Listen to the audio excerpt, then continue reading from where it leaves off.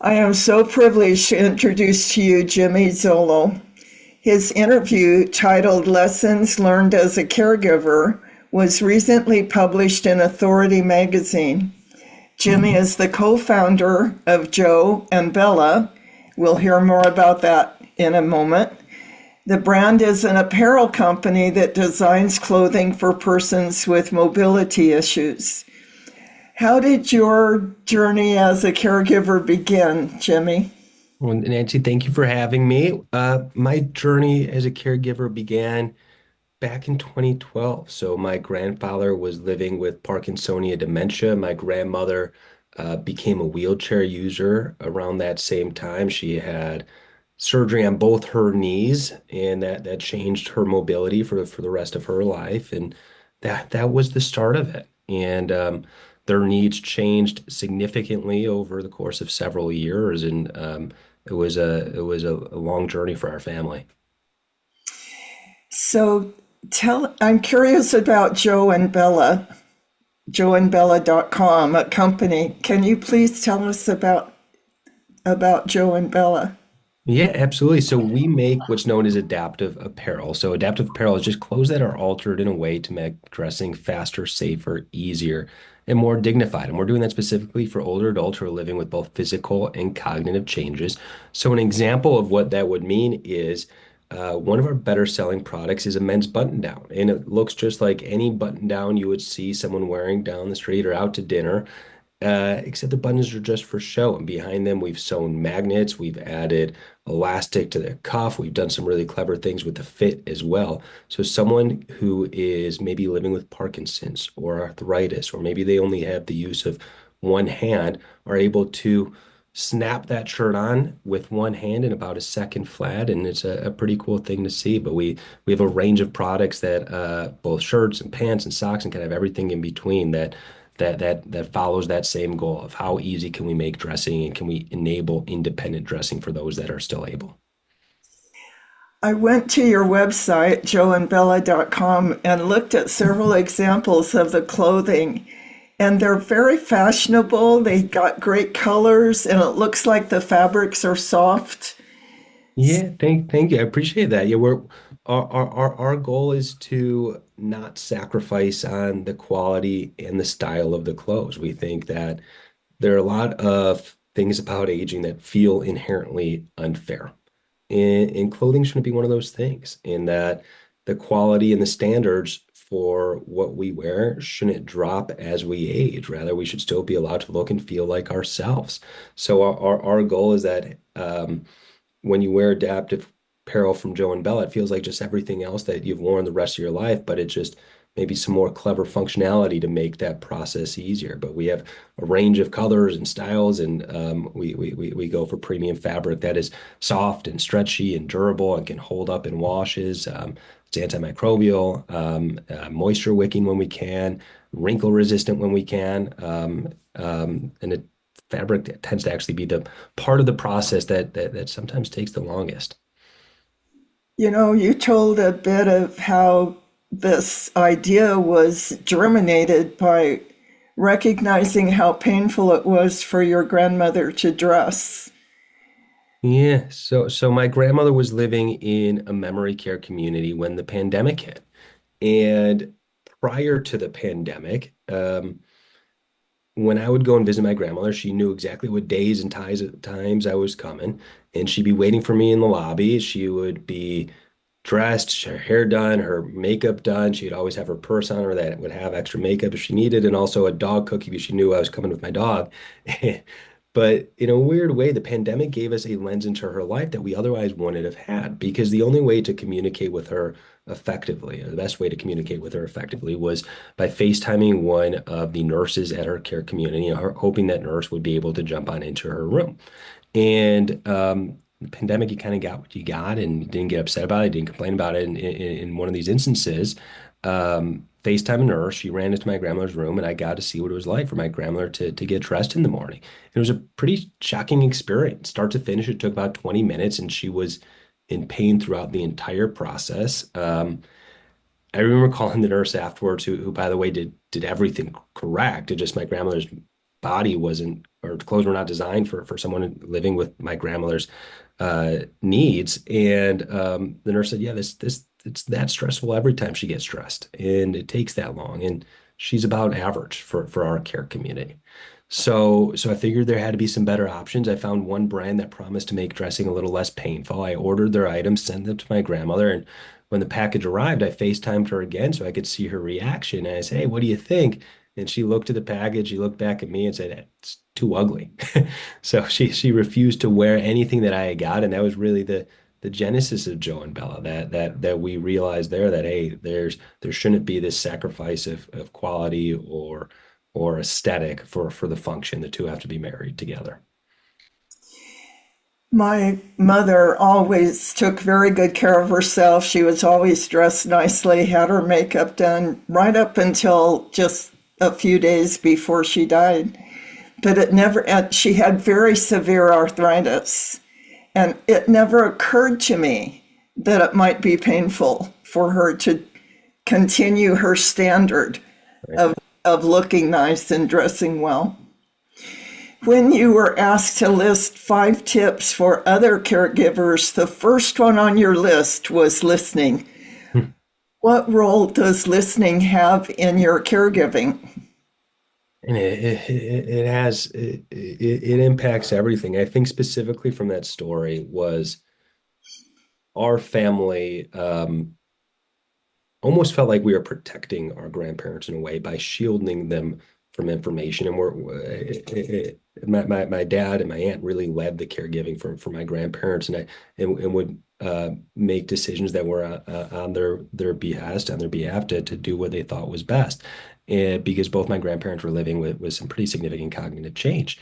Um, but they were less likely to accept the changes that were coming their way when they weren't involved in that decision-making process.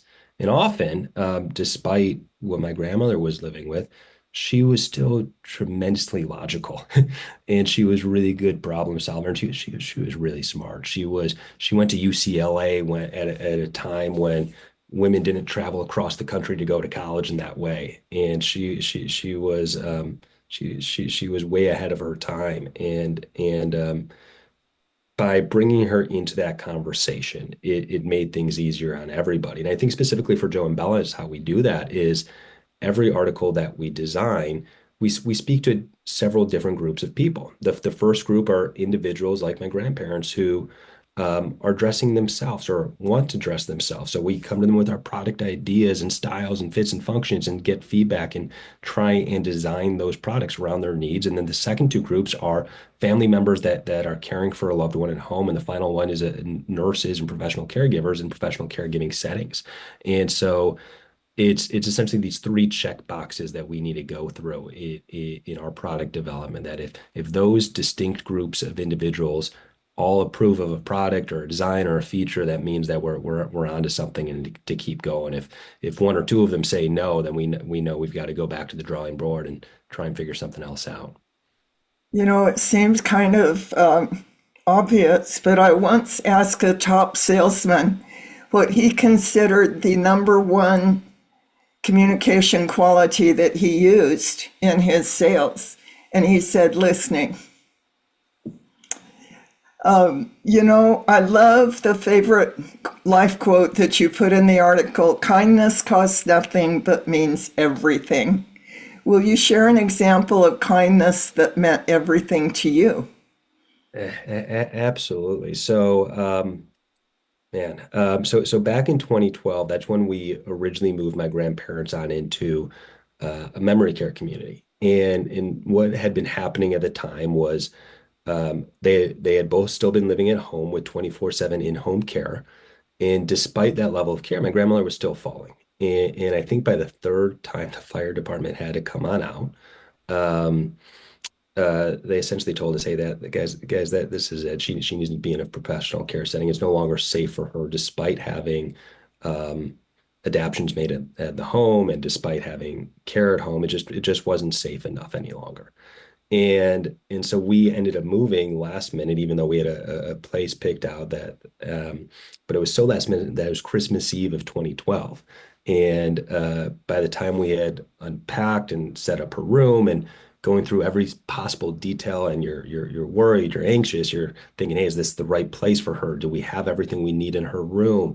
Is the TV going to work? Why isn't the internet working? Is she going to have friends here? Is she going to like the food? You're going through every single sort of doubt and emotion. You're stressed. And after we had the room set up, we started getting a tour of the community.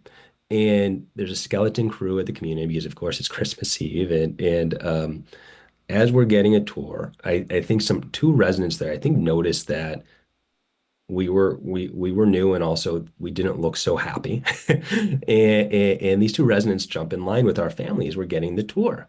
And as we're getting the tour, they slowly start taking over, and they're having fun with us. They're joking with us. They're joking about the community. And by the end of that night, we were laughing. We were happy. We had left feeling relieved. And those two individuals, that was Joe and Bella, and they were two widowed Holocaust survivors who had met later in life, and they became part of our family. They ate every meal together with my grandparents till the day my grandfather passed. They started coming over for Mother's Day and Father's Day and Thanksgiving, and just incredibly kind people, despite going through some just horrible, horrible things in their life. Bella had survived Dachau concentration camp as a child. She was the only member of her family who had survived. Um, and they just so consistently showed us kindness and joy, and made that part of my grandparents' life um, better by being a part of it. And so we're so grateful for that moment and learned a lot from them.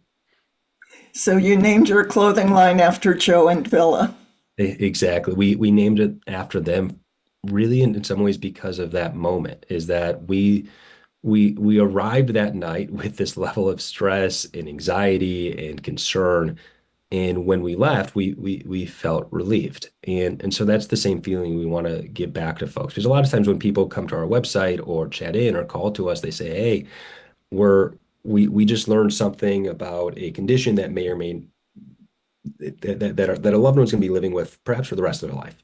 And so a lot of time people call us panicked and concerned and unsure. And so we want to give back a level of comfort in that same way that Joe and Bella gave us that level of comfort. And that's the goal of the business. And hopefully, as we continue to get the word out there, that we will be able to affect more lives. You know, I recently read a autobiography of a woman that survived being in the concentration camps. And she said the only thing they didn't have the power to take away was your attitude. Mhm. And the attitude of being kind. And, if you got a crust of bread, you shared it with Right. someone else who was starving. Kindness is purely a choice, isn't it? It doesn't. It really is. Someone like Bella had every justification in the world to be angry and resentful, and yet um, she was about the most joyful person I think I've ever met. And every time I saw her, it was a big smile. Joe, who was just the sweetest man. He he at that point of his life had